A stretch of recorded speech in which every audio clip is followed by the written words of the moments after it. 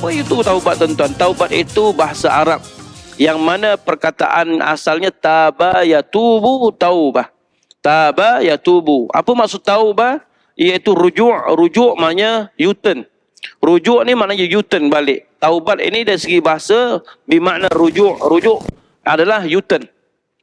Iaitu at-taubatur rujuk minaz zam, iaitu U-turn daripada melakukan dosa. Maksudnya apa, tuan-tuan? Iaitu kalau kita bahasa kita dipanggil kembali ke pangkuan jalan.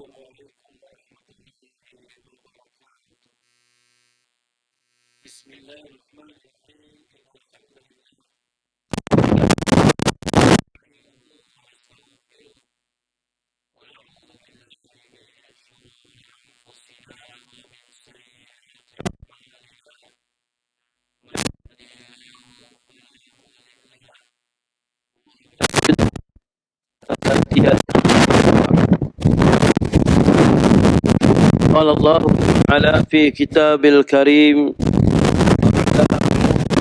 من الشيطان الرجيم يا أيها الذين آمنوا اتقوا الله حق تقاته ولا تموتن إلا وأنتم مسلمون وقال رسول الله صلى الله عليه وسلم من خرج في طلب العلم فهو في سبيل الله حتى yarji'a atau maqala. Yang dihormati Tuan Nazir Masjid, Tuan Imam, EJK Masjid, yang dimuliakan para alim ulama, tuan-tuan guru, para asatidzah, seterusnya muslimin, muslimat yang dirahmati Allah sekalian. Alhamdulillah, kita bersyukur pada Allah Subhanahu wa taala kerana masih lagi memberi ruang waktu masa yang ada ini untuk kita sama-sama saling ingat mengingat. Kerana ingat mengingat itu seperti mana firman Allah Subhanahu wa taala, A'udzu billahi minasyaitonir rajim, fadzakkir fa inna dzikra tanfa'ul mu'minin. Ingat mengingatlah, kerana ingat mengingat itu memberi manfaat kebaikan kepada orang yang beriman. Dan alhamdulillah pada malam ini kita dapat lagi bersama dalam slot pengajian kitab kita, iaitu kitab Riyadhus Shalihin yang dikarang oleh Imam An-Nawawi rahimahullah. Jadi kalau kita ingat balik, tuan-tuan, kita baru selesai bab yang pertama, iaitu bab yang membicarakan tentang keikhlasan dan bagaimana nak menghadirkan niat dan keikhlasan di dalam segala ibadah, perbuatan, perkataan kita kerana Allah Subhanahu wa taala. Jadi pada malam ini kita masuk bab yang baru, iaitu tajuk baru di bawah tajuk Babut Taubah. Bab yang membicarakan tentang taubat. Jadi sebelum itu, tuan-tuan, saya ingin berkongsi satu cerita yang mana berlaku pada 2 minggu lepas. Saya jumpa jemaah saya yang baru balik daripada umrah, yang mana surau tersebut saya dah mengajar 9 tahun dah. Dan haji ini Masya Allah tak pernah miss. Selama 9 tahun saya mengajar tak pernah miss walaupun sekali. Kecuali beliau sakit dan pergi umrah. Jadi bila di balik umrah saya tanyalah, Haji, bagaimana umrah, okey ke tak? Yalah, kita risau juga sebab saya pernah jumpa jemaah saya yang ditipu. Sampai meninggal, duit tak dapat balik. Jadi dia kata, Alhamdulillah Ustaz, seronok dapat pergi umrah. Cuma dia kata, kali ini umrahnya agak berbeza dengan dulu-dulu, dia kata. Maknanya dulu dia pernah pergi dah. Saya kata, apa yang bezanya? Sebab Arab Saudi ni, tuan-tuan, kalau kita 3 bulan tak pergi, tak perlu 3 tahun, 3 bulan saja. Kita pergi balik, dah berubah dah wajah dia. Saya ingat lagi tahun bila saya pergi buat haji, lepas 3 bulan kemudian saya pergi lagi. Kita tengok bangunan yang biasa kita makan, bangunan yang kita biasa beli air tebu, tuan-tuan, dah tak ada dah. Sekelip mata, 3 bulan tu dah hancur habis. Hotel-hotel habis. Arab Saudi. Apatah lagi kita dah bertahun-tahun tak pergi. Jadi saya tanyanya apa perubahannya? Ialah Ustaz, perubahannya memang banyaklah. Cuma yang paling ketara sekali ialah cara kita nak melakukan ibadah. Iaitu setiap kali kita nak pergi buat umrah, kita kena mohon dulu dalam app dia. Iaitu i'tamarna. Bila naik nama baru boleh pergi. Kalau tak boleh lah. Yang kedua Ustaz, iaitu nak masuk Raudah pun ada app dia juga. Iaitu dah ada app dia juga, nak masuk Raudah. Raudah ini seperti mana Nabi sebut dalam hadis, ma baina baiti wa mimbari raudatun min riyadil jannah.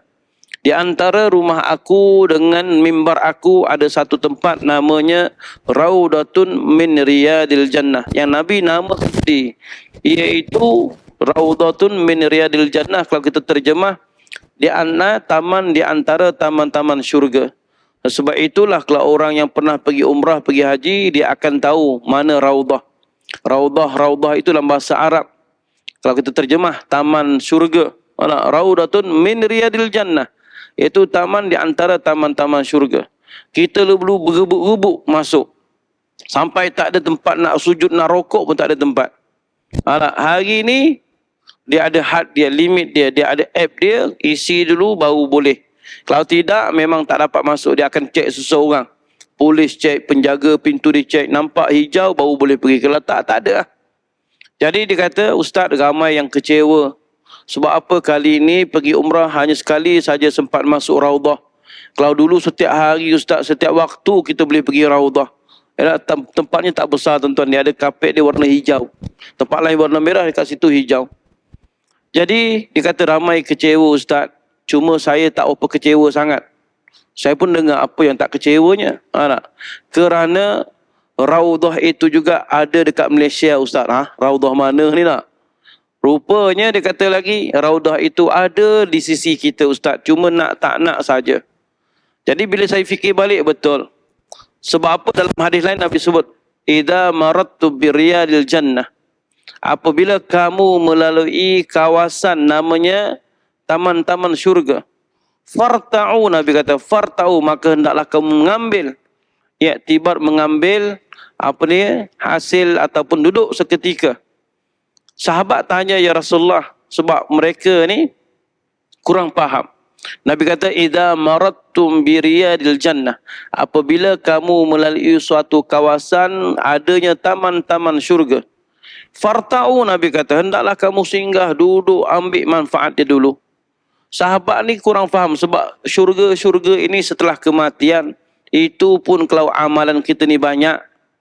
Lalu sahabat tanya, ya Rasulullah, apa yang kamu maksudkan dengan taman syurga itu ya Rasulullah? Lalu Nabi kata halqaz zikr, iaitu majlis-majlis yang mengingatkan kita kepada Allah Subhanahu wa taala.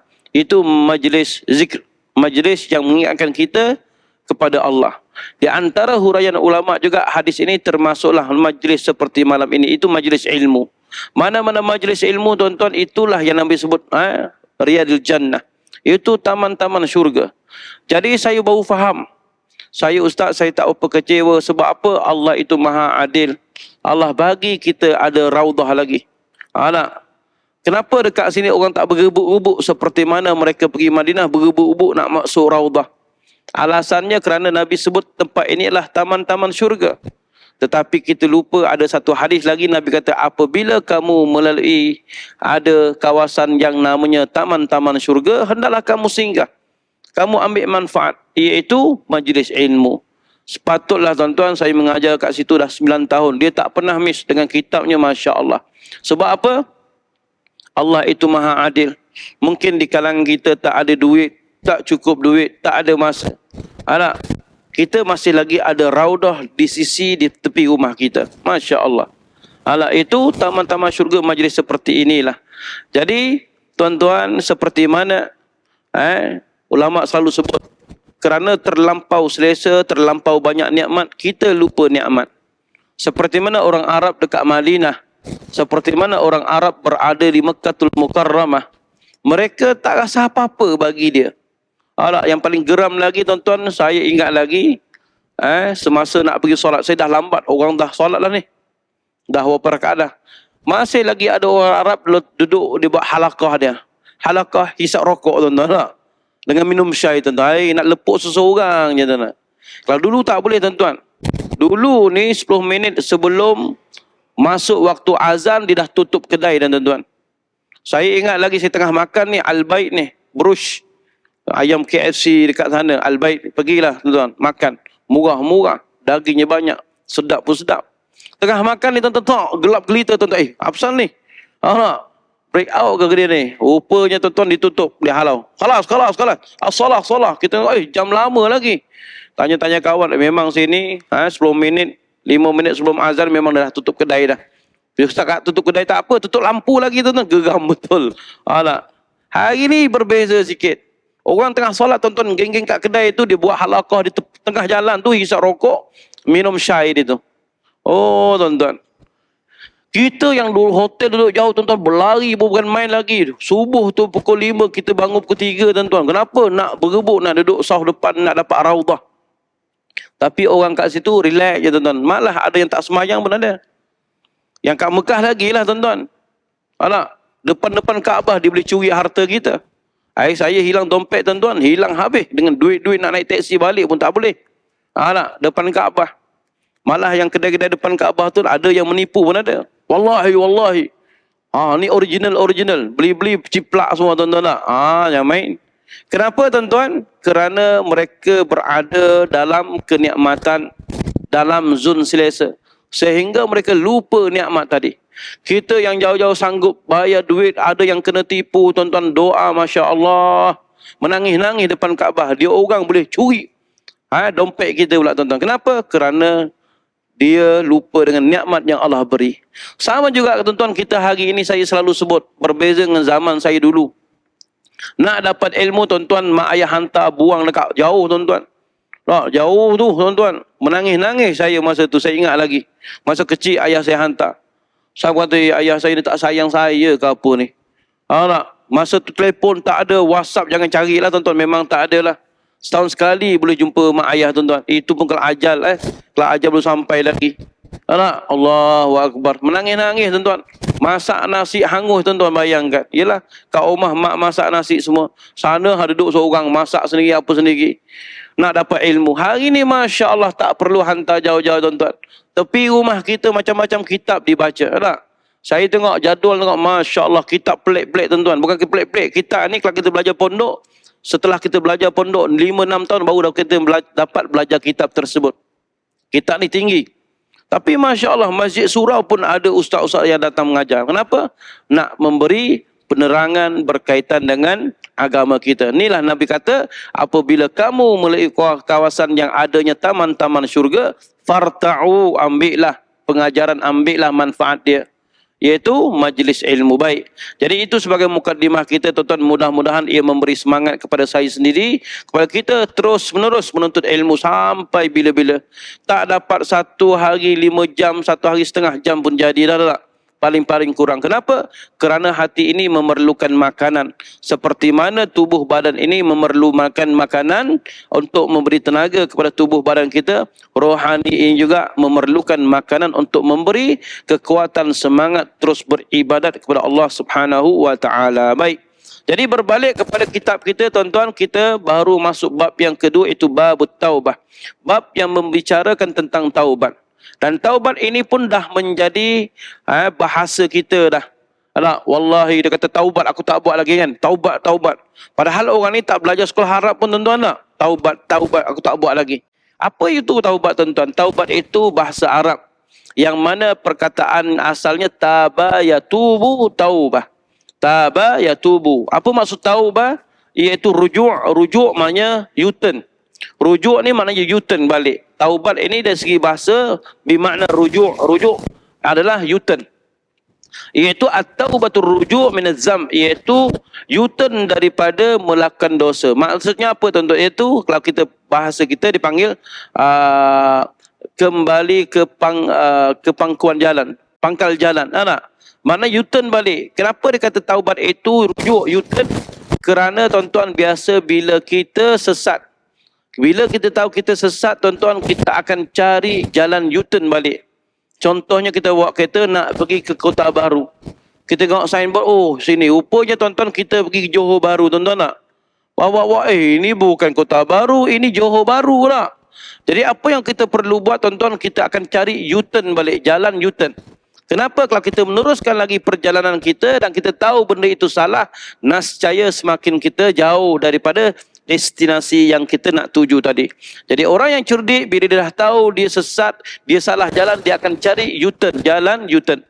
Taubat ini tuan-tuan, apabila kita buat dosa, kita rasa, ya Allah, jauhnya aku, ya Allah, kawan aku dah ramai meninggal, ya Allah. Masa ketika itulah tuan-tuan, kita rasa bersalah, U-turn balik. Itu taubat. Taubah. Sebab itu bila sebut mati tuan-tuan, cuti baru ni. Allahu Akbar, cuti baru ni. Yang mana salah seorang tempat saya kerja tu meninggal. Masa tu saya kat kampung dapat meninggal pak cik ni. Padahal umurnya baru 50-an, 50, muda kuat lagi. Dia memang kuat tuan-tuan, kalau dia potong pokok besar tu 2 jam selesai. Kita kalau pergi potong pokok besar tu tuan-tuan 2 bulan pun tak selesai lagi. Dia 2 jam tuan-tuan selesai, nak kata kuatnya dia, masya-Allah. Tiba-tiba dapat mesej meninggal. Allahu Akbar. Kawan kata, 2 hari lepas aku baru jumpa, sembangan dia elok je. Saya pun baru setiap kali lalu mesti dia bagi salam. Assalamualaikum Ustaz. Macam tu, masya-Allah orangnya. Orangnya sihat, soleh, masya-Allah. Jadi saya pun pelik, tak dengar sakit apa, tak dengar dia masuk hospital. Tiba-tiba meninggal. Baik. Akhir sekali bila naik sekolah balik, jumpa isterinya. Tanyalah macam mana. Saya tak pernah dengar pula dia demam, dia sakit. Ya Ustaz, saya sendiri sampai hari ni tak, seolah-olah macam terlampau cepat Ustaz. Sampai saya rasa, kenapa cepat sangat? Diceritalah tuan-tuan kenapa. Dia kata, Ustaz, hari itu dia mengadu sesak nafas. Jadi kami bawalah pergi satu hospital Kajang, tak jauh. Tidur 1 malam kat hospital. Alhamdulillah, esok doktor bagi balik. Alhamdulillah sihat. Boleh bernafas macam biasa, bawa ubat. Bawa balik, Alhamdulillah sihat. Dia berjalan macam biasa, pergi surau biasa. Waktu malam tu, dia mengadu balik sesak nafas. Kali ni kami bawa pergi klinik 24 jam. Lepas doktor cucuk, bagi ubat, balik. Dan saya ingat lagi Ustaz, 15 minit sebelum subuh. Dia pun bangun, dia panggil saya, anak bangun. Saya pun bangunlah, dia kata, saya sakit balik ni, sesak nafas. Tapi ketika itu Ustaz, dia pergi jalan, pergi bilik air, tak memerlukan pertolongan. Macam sihat walafiat. Cuma dia sesak nafas sahaja. Akhir sekali disuruh saya pergi ambil satu file. Saya pergi ambil lah. Ambil file, dia buka file, dia bagi satu surat. Surat. Surat itu, rupanya surat itu surat gadaian emas. Maknanya adik dia, bagi dia pergi gadai gelang adik dia atas nama dia. Jadi dia keluarkan ni, tolong bagi adik dia. Lepas tu saya ambil lah, saya baca apa surat ni, tengok, surat gadaian. Pandang balik ke belakang, inna lillahi wa inna ilaihi raji'un. Masya Allah, meninggal. Dia kata, Ustaz, tadi kami baru sembang ni. Saya ingat surat apa, saya bacalah. Dia kata ni, tolong ambil surat ni, bagi adik dia. Saya bacalah, senyap je. Inna lillahi Allah. Terlalu cepat, dia kata. Ni, saya sendiri, dia kata, sampai hari ni tak tahu, dia kata. Allahu Akbar. Ni nak cerita bahawa, ajal ini dia tidak adanya syarat. Syarat nak mati itu mestilah sakit dulu, tidak. Syarat nak mati itu mesti tua dulu. Berapa ramai muda hari ni dah yang pergi. Baik. Jadi berbalik kepada taubat kita, ulama kata taubat dari segi bahasa ar-ruju' itu U-turn. Bila kita rasa salah, kita rasa U-turn cepat-cepat. Kenapa? Sebelum terlambat. Itu dari sudut bahasa. Baik, istilah. Dari sudut syarak ataupun istilah, dia kata ar-raghib at-taubatu fi syara', iaitu taubat dari sudut syaraknya, maknanya apa tuan-tuan? Tarku dzambi likubhihi wan nadamu ala ma farata alaih, ala ma farata min, wal azimatu ala tarkil muawadah. Iaitu seorang ulama bernama Raghib, dia kata taubat yang dimaksudkan di sudut syarak itu ialah meninggalkan dosa kerana kejelekannya, kerana keburukannya, wan nadmu ala ma farata min, dan menyesal di atas apa yang telah kita lakukan. Seterusnya ialah berazam tidak mengulanginya lagi. Itu maksud taubat. Baik. Ada ulama kata taubat itu ada 3 benda, iaitu al-i'tiraf, wan nadmu, wal iqla'. Taubat itu ulama ni kata ialah pengiktirafan. Kita mengaku, bukan mengaku depan orang, kita mengaku depan Allah Subhanahu wa taala, ya Allah, aku banyak dosa, ya Allah, ampunkan dosa aku. Ni dia panggil i'tiraf. Yang kedua ialah wan nadmu, menyesal. Wan nadmu, menyesal. Yang ketiga wal iqla', meninggalkan maksiat tersebut. Baik. Seterusnya tuan-tuan, Taubat ini pun dia ada 3 taubat. Ada beberapa jenis taubat. Taubat. Iaitu yang pertama taubatus sahihah, taubat yang betul. Iaitu innahu idza iqtarafal abdu dzamba taba anhu bisidqil hafil hal. Dia kata taubat yang betul ini apabila seorang itu dia mengaku, dia rasa dia bersalah, dia melakukan satu dosa, maka ketika itu juga dia bertaubat kepada Allah. Itu yang pertama. Yang kedua dipanggil taubatul asah. Taubatul asah, taubat yang paling sempurna, yang paling terbaik. Yang kita namakan taubatun nasuha. Taubat nasuha ni taubat yang Allah terima insya-Allah. Itu dengan beberapa syarat. Apa itu? Nanti kita akan bincangkan taubat nasuha ini. Yang ketiga tuan-tuan dipanggil taubatul fasidah. Taubat yang rosak, taubat yang tak diterima. Maknanya dia taubat tetapi langsung tak diterima oleh Allah. Taubatnya menjadi sia-sia. Iaitu macam mana kita tak tahu? Iaitu at-taubatu bil lisan ma'a baqa'il lazzatil ma'siyah fil khatir. Iaitu dia bertaubat dengan lidahnya, ya Allah aku bertaubat ya Allah, tetapi dalam waktu yang sama dia masih lagi merasa nikmat melakukan maksiat. Malah ada lagi perasaan ada peluang nak buat lagi. Ni tuan-tuan dipanggil taubatul fasidah, taubat yang sia-sia. Maka taubat ini taubat yang tidak diterima oleh Allah Subhanahu wa taala.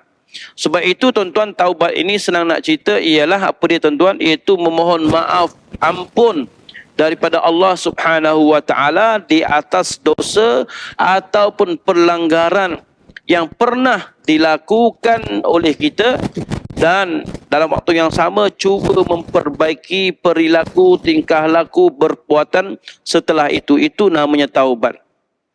Dan taubat ini tuan-tuan seumpama kekotoran pada kehidupan kita.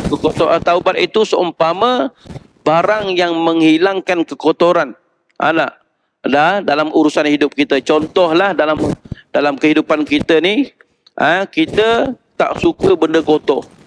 Contohnya pakaian. Kalau kita pakai tuan-tuan baju kotor ni tuan-tuan, kita tak akan pergi mana. Seperti kita dijemput pergi majlis, majlis kenduri. Nak sampai dah tiba-tiba baju kita ditumpah oleh kuah kari contohnya. Kita tiba mat, minta maaf mat, aku tak jadi datang ni. Kenapa pula? Padahal dekat dah nak sampai. Alasannya kerana bajunya kotor tuan-tuan. Kerana dia malu. Sama juga tuan-tuan, orang yang berdosa ini dia dikotori oleh najis-najis dosa. Itu tak kira lagi kita kena najis. Kena najis. Itu bau kuah kari kita rasa malu dah. Apatah lagi apabila kita bertemu dengan Allah dalam keadaan kita penuh dengan najis dosa. Itu yang kita rasa, ya Allah, tak tahu nak letak mana. Sebab itu dengan cara bertaubat inilah yang boleh menghalang, yang boleh menghilangkan, menanggalkan kekotoran najis dosa tadi. Seperti mana kita menghilangkan kekotoran pada baju kita menggunakan beberapa benda. Ada yang hanya memerlukan air saja, simbah-simbah dengan air, alhamdulillah selesai. Tapi ada kekotoran yang mana kita basuh dengan air 2 kolah sekali pun dia takkan hilang. Memerlukan sabun. Ada sabun tak lepas, kita pakai klorok pula tuan-tuan. Ada klorok pun tak lepas, apa pun tak lepas, rupanya kita pakai tina nak cap contoh. Jadi sama juga tuan-tuan taubat ini. Ada dosa-dosa yang boleh hilang tanpa kita taubat. Contohnya ambil wudu. Ambil wudu tuan-tuan, setiap kali kita ambil wudu tu air menitih ke bawah, itu adalah menggugurkan dosa kita. Contohnya kita datang ke masjid, satu langkah, setiap langkah kita, Nabi sebut, satu langkah Allah angkat derajat, satu langkah lagi Allah menghapuskan dosanya. Itu beberapa cara untuk menghilangkan dosa. Tapi yang paling penting tentu adalah cara bertaubat. Taubat itu menghilangkan segala dosa insya-Allah. Dan kita tuan-tuan tidak sunyi daripada melakukan dosa. Ustaz, saya tak ada dosa, saya tak keluar mana-mana pun. Kat rumah je. Hari ini dalam rumah kadang-kadang lebih banyak dosa daripada orang luar. Hari ini tuan-tuan, dosa masuk. Kenapa? Semua orang ada dosa kerana ada satu hadis Nabi sebut daripada Anas radhiyallahu an. Kullu bani Adam khata'. Semua anak Adam itu adanya dosa, ada kesalahan. Wa khairu khatta'ina at-tawwabun, dan sebaik-baik dosa itu Nabi kata ialah caranya dengan cara bertaubat. Sebab itu tuan-tuan, kesan dosa ini besar. Antaranya dia boleh menghilang nikmat kemanisan semasa beribadah. Tuan-tuan, dosa ini antaranya dia boleh menghilangkan nikmat kemanisan semasa beribadah. Seperti mana kata Ibnu Umar, itu Abdullah bin Umar. Dia kata, aku buat satu kesalahan, dosa kecil. Aku telah dihilangkan nikmat sujud, maknanya nikmat solat selama sebulan, Masya Allah. Mungkin solat malam, mungkin solat berjemaah, Masya Allah. Ni kerana dosa. Tak? Jadi nak cerita bahawa inilah dosa, tuan-tuan, antara kesannya dia boleh menghilangkan nikmat, keseronokan, kenikmatan, kemanisan semasa beribadah. Sebab itu saya pernah sebut 3 jenis manusia dalam ibadah. Ada orang yang Masya Allah merasa nikmat semasa dibuat ibadah. Seperti mana Nabi sebut, ada 3 menjadi kemanisan iman. Menjadikan bila kita buat suatu ibadah, kita rasa seronok, tuan-tuan. Jadi golongan yang pertama, tuan-tuan, dia rasa seronok buat ibadah. Rasa seronok apabila melakukan ibadah. Rasa manis, rasa tenang. Golongan yang kedua, tuan, sebaliknya. Dia rasa seronok buat maksiat. Tak buat maksiat bagi dia pening kepala satu hari. Anak. Golongan yang ketiga, buat maksiat pun tak seronok, buat ibadah pun tak rasa seronok. Sebab apa? Dia mencampur adukkan di antara dosa dengan pahala. Dosa pun dia buat, pahala pun dia bedal. Dua-dua. Jadi orang ini berada dalam dilema. Nak buat ibadah rasa tak khusyuk, tak sedap. Nak buat maksiat pun rasa takut orang nampak. Begitulah, tuan-tuan. Jadi pilihlah golongan yang pertama, dia rasa seronok melakukan ibadah kepada Allah Subhanahu wa taala. Baik. Jadi Imam An-Nawawi sebut, bagi kita baru masuk, wa qala al-ulama at-taubatu wajibatun min kulli dhanbin. Imam An-Nawawi kata, telah berkata para alim ulama, taubat itu wajib setiap daripada dosa. Maknanya wajib, tuan-tuan, di kalangan kita bertaubat. Bertaubat. Apa lagi?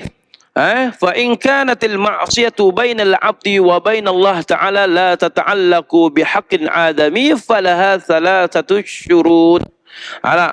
Imam An-Nawawi kata, kalaulah maksiat itu, dosa itu di antara seorang hamba dengan Allah yang tidak ada hubungannya dengan sesama anak Adam, maka di sana mesti ada 3 syarat. Ni, tuan-tuan, dipanggil syarat taubat nasuha.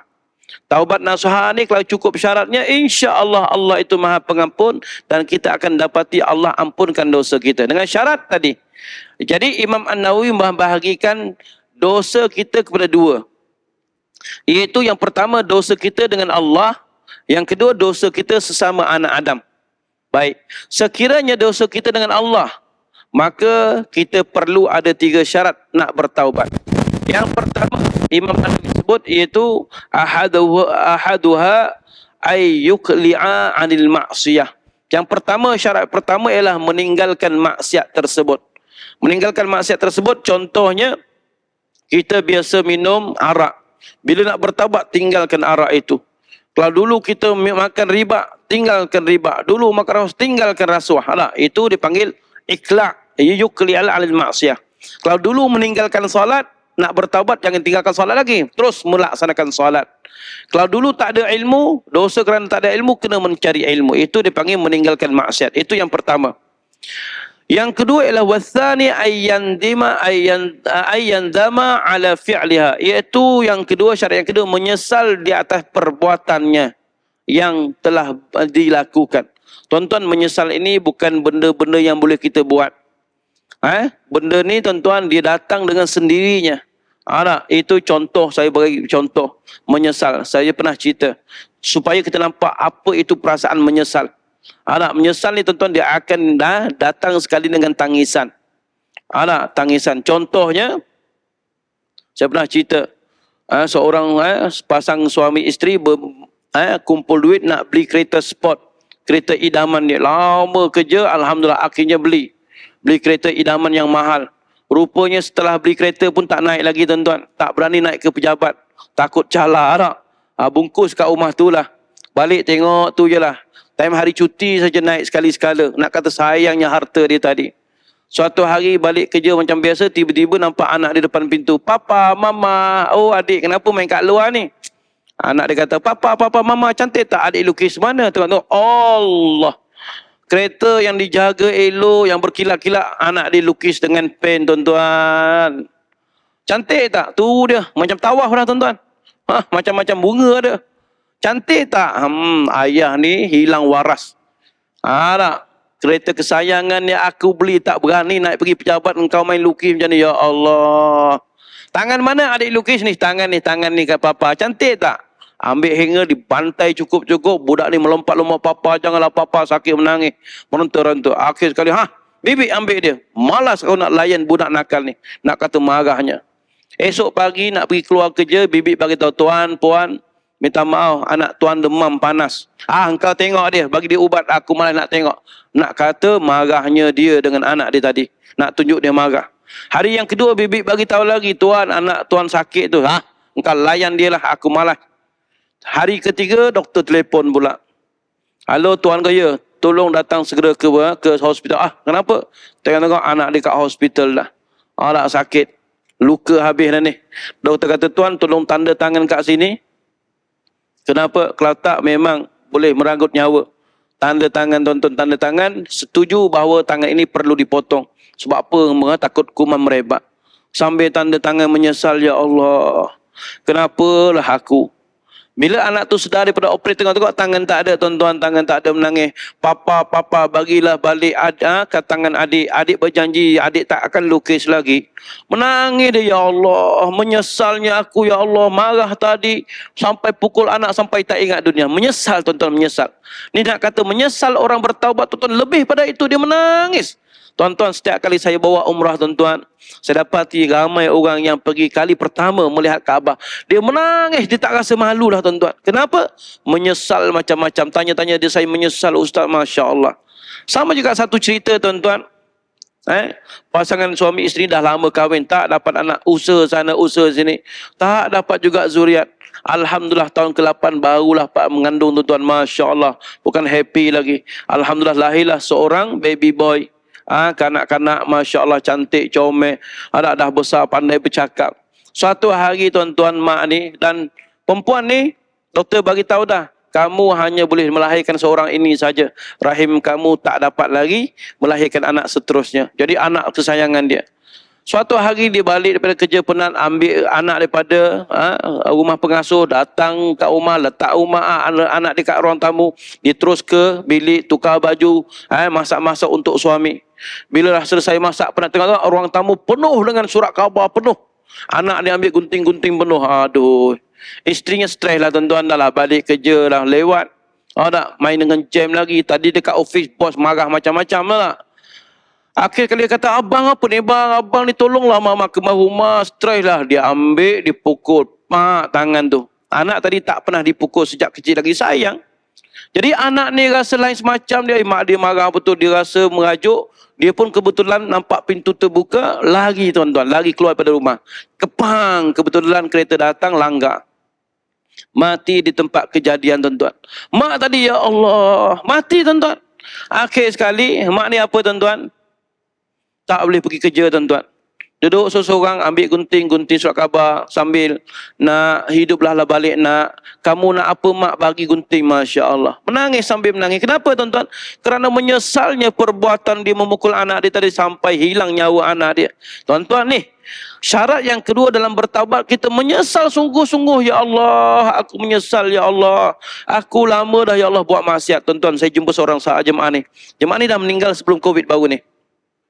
Saya pernah cerita kat sini ke kat mana? Selama 60 tahun, tuan-tuan, dia mengaku depan saya, Ustaz, wallahi demi Allah Ustaz, saya bukan nak cerita, bukan nak apa Ustaz, tapi supaya Ustaz sampaikan cerita ini kepada orang lain. Dia tahu saya Ustaz. Akhir sekali kata Ustaz, selama 60 tahun saya tak pernah sentuh Al-Quran. Bukan kata nak baca, sentuh Al-Quran saya tak pernah baca. Tak pernah sentuh. Dalam hati kata, teruk betul haji ni. Teruk betul lah haji ni nak. Kenapa saya tak pernah sentuh Ustaz? Saya tak pandai membaca Al-Quran Ustaz. Padahal, tuan-tuan, jawatan dia tinggi. Dia kata, Ustaz, kat rumah saya semuanya bahan bacaan semuanya bahasa Inggeris. Surat khabar tak main Melayu, tuan-tuan, tak standard, tak? Rupanya dia belajar dekat luar negara dan dia dapat jawatan besar. Saya langsung, Ustaz, 60 tahun tak pernah sentuh Al-Quran. Masa hari pencen saya baru teringat. Saya baru tersentuh, ya Allah. Kalau aku mati masa ni, ya Allah, aku tak akan lepas, ya Allah. Macam-macam nikmat engkau berikan kepada aku, ya Allah. Langsung aku ni langsung tak pernah sentuh kalammu, itu perkataanmu, ya Allah. Teruknya ya aku, ya Allah. Tuan-tuan, dia menyesal. Sahabat-sahabat dia dah lama ramai dah pergi. Dia kata, ya Allah, berikanlah tempoh kepada aku, ya Allah. Untuk aku bertaubat, ya Allah. Menangis, tuan-tuan. Apa yang dibuat, tuan-tuan? Daripada zero tak pandai membaca Al-Quran, dia bertaubat sungguh-sungguh. Cari seorang ustaz yang boleh datang ke rumahnya, nak pergi belajar kat masjid, nanti orang ketawakan pula. Tua-tua tak boleh baca Quran ni lah. Kesian. Jadi dia cari seorang ustaz, datang mengajar. Dia kata, ustaz, Alhamdulillah, ada ustaz yang cukup sabar, cukup penyayang. Rupanya ustaz, belajar waktu tua-tua ni bukan senang. Iqra' tu, orang biasa baca 6 bulan paling lama. Dia baca bertahun-tahun tak lepas, tuan-tuan. Alif, ba, ta sampai ta, lupa alif balik. Oh, tuan-tuan. Sampai ustaz geling kepala dah. Saya malu dengan ustaz, tapi tak apa, saya nak tebus balik kesalahan saya. Tuan-tuan, bayangkan. Alhamdulillah, setelah bertahun-tahun belajar, daripada zero, dia pandai membaca Al-Quran dengan bertajwid, dengan teranu. Masya Allah. Alhamdulillah ustaz, hari ini bukan saya nak bangga, tidak. Hari ini saya dah khatam Al-Quran sebanyak 90 kali ustaz. Daripada saya zero, Masya Allah. Satu hari dia kata, satu hari saya tak membaca Al-Quran ustaz, hidup saya seolah-olah tidak aman, tidak tenteram. Akhir sekali bini dia masa tu, saya pergi raya rumah abang dia, tuan-tuan. Rumah adik dia. Bini dia kat dapur. Ya ustaz ni, suami saya tadi daripada Gombak nak ke Kajang, tuan-tuan. Bayangkan. Hari raya pertama, raya Aidilfitri. Tadi nak sampai cabang ni dekat rumah dah, dia U-turn balik. Saya tanya U-turn sebab apa, lupa apa. Ingat lupa telefon ke, lupa apa. Tapi dah nak sampai dah, di U-turn nak pergi balik, Gombak balik. Dah lah jam. Dia kata, saya lupa Al-Quran. Al-Quran kan banyak kat rumah abang, adik abang tu. Dia tak nak, dia nak Al-Quran juga. Setiap kali dia baca khatam, dia akan wakafkan Al-Quran itu di masjid. Jadi dah 90 Quran dia wakafkan. Bermakna 90 kali. Alhamdulillah ustaz. Saya nak tebus balik selama 60 tahun saya tak pernah sentuh Al-Quran. Hari ini saya nak tebus balik. Masya Allah. Ini barulah dinamakan taubat. Kenapa? Menyesal di atas apa yang telah berlaku. Baik. Syarat yang ketiga tuan-tuan ialah nak bertaubat ini, taubat nasuha. Seperti mana kata Imam An-Nawawi, wa-thalith ay ya'zima alla ya'uda ilaiha abada. Yang ketiga tuan-tuan, berazam tidak akan mengulanginya lagi selama-lamanya. Ya Allah, aku tak akan buat lagi, ya Allah. Lah, tuan-tuan, cukup 3 syarat ni, insya-Allah taubatnya diterima oleh Allah Subhanahu wa taala. Dan Imam An-Nawawi sebut lagi, fa in fukida ahadu thalithah lam tasihha taubatuhu. Dah masuk 5 minit lagi, baik. Dan Imam An-Nawawi kata, sekiranya salah satu daripada 3 syarat tadi tidak ditunaikan, maka taubatnya tidak sah. Bila taubatnya tidak sah, taubatnya menjadi sia-sia. Itu 3 tadi apa dia tuan-tuan? Ulang balik, itu yukli'a anil maksiyah. Tinggalkan maksiat tersebut. Jangan pandang ke belakang lagi. Yang kedua ialah ayyanzama ala fi'liha, iaitu menyesal di atas apa yang telah berlaku. Yang ketiga ialah dia tidak akan mengulanginya lagi, berazam tidak akan mengulanginya lagi selama-lamanya. InsyaAllah, jika cukup 3 ini tuan-tuan, dia dengan Allah, insyaAllah, Allah itu maha pengampun dan suka memberi keampunan. Dia akan dapati, Masya Allah, dosanya diampunkan oleh Allah Subhanahu wa ta'ala. Wa in kanatil ma'siyatu tata'allaqu bi adamiyyin fasyurutuha arba'ah. Sebaliknya kalau dia ada dosa dengan sesama makhluk anak Adam tuan-tuan, 3 tadi tak cukup lagi, dia kena tambah 1 lagi. Fasyurutuha arba'ah, akan menjadi 4 syarat. Itu tambah 1 lagi syarat.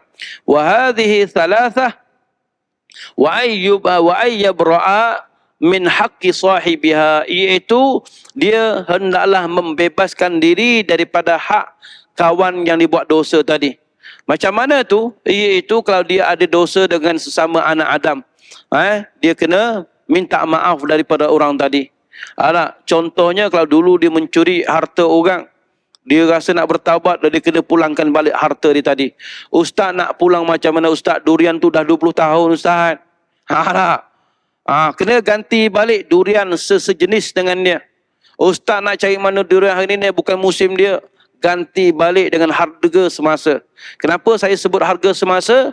Oh, kalau harga dulu tuan-tuan, RM20 tuan-tuan, makan 20 kampung tuan-tuan tak? Tak? Hari ni RM20 bawa nak pergi makan durian. Kulit pun tak dapat tuan-tuan. Tak? Kalau dulu nasi lemak 20 sen kita boleh macam-macam ayam goreng dan sebagainya. Hari ni tuan-tuan nasi lemak 20 sen. Kulit nasi lemak pun tak dapat tak? Jadi kena ganti dengan harga semasa. Oh hari tu saya makan jenis Musang King. Tanyalah Musang King biasa berapa? Yang grade A tu berapa? Sekilo RM80. Kalilah agak-agak bayar. Tapi kalau kita tak apalah, saya maafkan yang lepas-lepas lah. Masya Allah itu terbaik. Tapi kalau tak, rupanya aku dah lama cari. Aku ingat lagi kebun aku. Petang-petang aku tengok ada Masya Allah buah habis. Esok pagi tengok atas tak ada. Alhamdulillah ingat kat bawah. Bawah pun tak ada. Kulit pun tak ada. Nak kasi musang bukan musang lah ni. Takkan musang dibedal dengan kulit dah. Rupanya engkau ya. Dia kata aku takkan maafkan engkau. Kita kena bayar dia balik tuan-tuan. Tapi kalau tak tu itu hak dia. Hak dia lah. Jadi apa yang kita perlu buat ialah kita bertaubat sungguh-sungguh. Buat banyakkan amalan kita. Sekiranya dah kita mengumpat dia tuan-tuan, mengumpat, maka hendaklah kita minta maaf dengan dia. Dan ulama kata tak cukup jika kita pergi selamat hari raya, maaf zahir batin 000, tak lepas tuan-tuan. Dia kena sebut apa yang kita mengumpat dia. Ustaz berat ustaz. Contoh hari tu kita mengumpat dia apa, kita bagi tahu, Ji minta maaf Ji, hari tu saya mengumpat Haji. Kita bagi tahu mengumpat saja tak cukup tuan-tuan. Bagi tahu Haji, saya kata Haji ni handsome tapi perut macam badak. Contohlah. Kena bagi tahulah. Jadi tuan-tuan mengumpat itu kita sebut aib dia. Sebut aib dia dan dia kalau didengar dia tak suka. Contohnya dia ni muka handsome tapi kalau digelak ni macam pontianak. Contoh tak? Contoh. Kita pergi sebut depan orang, kau nampak dia handsome. Tapi kalau dia gelak dalam bilik, ya Allah, macam hantu lah. Itu maknanya kita menyebut aib dia, itu dipanggil mengumpat. Mengumpat. Kalau fitnah lain pula, fitnah dia tak buat, kita mengatakan dia buat. Contohnya dia tak mencuri pun dia kata, dia lah mencuri, nampaknya baik mencuri. Tuan-tuan, itu fitnah. Dan fitnah dosanya lebih besar daripada membunuh. Al-fitnatu asyaddu minal qatl. Allah sebut fitnah itu lebih dahsyat daripada membunuh lagi. Nak cerita bahawa ustaz macam tu susahlah nak minta. Kalau susah, sebab itu ulama kata agar sukar minta ampun, maaf daripada makhluk, daripada Allah. Kenapa tuan-tuan? Kerana yang pertama manusia dia tidak ada sifat Al-Ghaffar, Ghafur tak ada. Maha pengampun, maha penyayang, maha suka memberi keampunan tak ada tuan-tuan. Sehingga seorang ibu pun tuan-tuan kadang-kadang dia tak boleh maafkan anak dia tuan-tuan. Ada? Anak. Manusia dia tak ada sifat tu. Tapi Allah maha pengampun, suka memberi keampunan. Sehingga dalam satu hadis kursi tuan-tuan Allah sebut, seandainya hamba aku satu langkah datang kepada aku dengan membawa lautan dosa, gunung dosa, nak kata banyaknya dosa, dia datang satu langkah kepada aku untuk bertaubat. Allah kata apa tuan-tuan? Nascaya aku akan datang kepadanya 10 langkah. Masya Allah. Ni nak kata maha pengampun dan sukanya memberi keampunan oleh Allah Subhanahu Wa Taala kepada kita. Jadi tuan-tuan, sebab itu Imam ulama kata sukar sekali kalau kita minta maaf dengan manusia daripada Allah Subhanahu Wa Taala. Baik tuan-tuan, loceng berbunyi dah, kita tangguh dulu, ada beberapa syarat lagi yang kita akan sambung pada bulan hadapan. Apa yang baik itu datangnya pada Allah Subhanahu Wa Taala, yang lemah dan kurang itu datangnya daripada kelemahan diri saya sendiri. Wabillahi taufiq wal hidayah. Wassalamualaikum warahmatullahi wabarakatuh.